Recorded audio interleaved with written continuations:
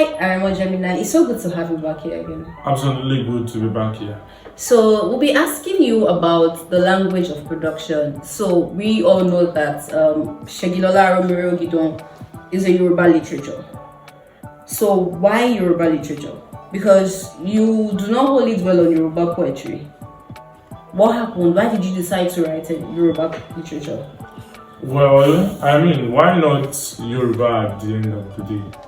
You know, there's the conversation of telling stories in the authentic language that, they must be told, in the authentic languages that they can't be understood. Maybe, when Gílọlá Arómirẹ Ògìdán is out, or, maybe in some years' time to come, someone can decide to, I want to translate it to, the French language, English, and all of that. But it is not my duty to do that. I am a gatekeeper for the language, Yoruba entirely. I am a gatekeeper for it, and that is why my heart comes in that language. My heart stems in that language, because while we are trying to make sure that generations to come do not lose grasp of their language. I mean, we grew up reading the likes of Shegun Shoetan, Fagwa, what our kids get to read. I mean, most of these books you can hardly find them in bookshops. So I mean, why not Yoruba literature?